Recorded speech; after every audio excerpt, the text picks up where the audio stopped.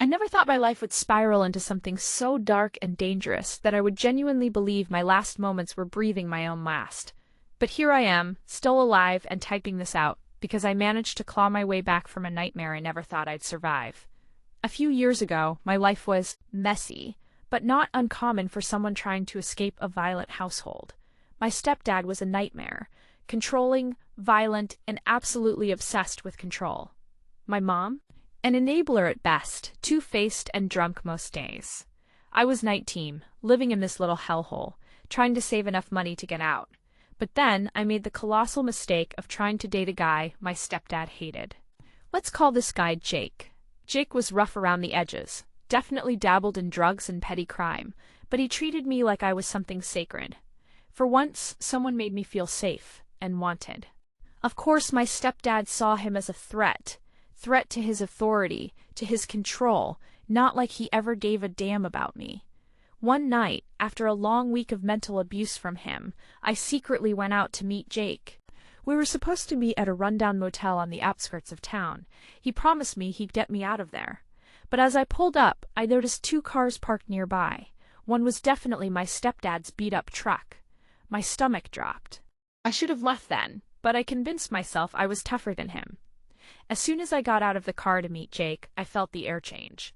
My stepdad, his two friends, and this guy I'd only seen in terrifying local bar fights, all looming like predators in the shadows. Before I could react, they surrounded me.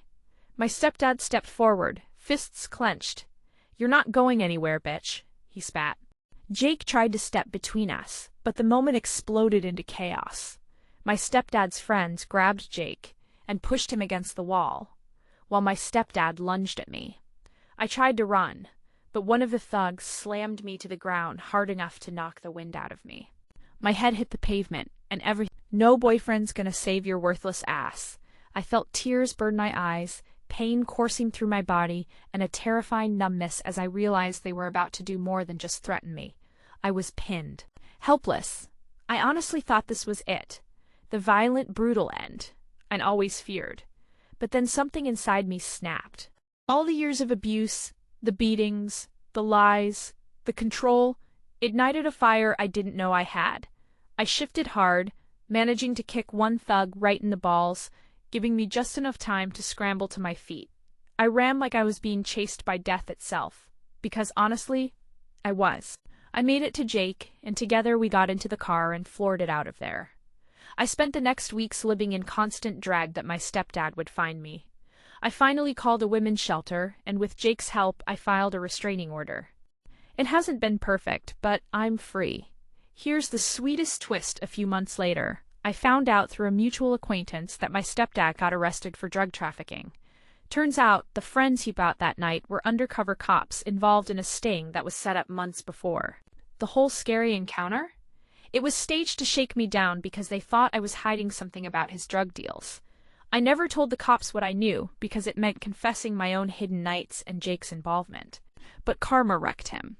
Last I heard, he's rotting in jail without any visitors, and my mom finally left with the next drug she found. Meanwhile, I rebuilt my life far away from his shadow. I'm not just alive, I'm thriving. So yeah, there was that night when I thought I was going to die, but it ended up being my moment to break every chain holding me down, and karma served the poison to my abuser on a silver platter.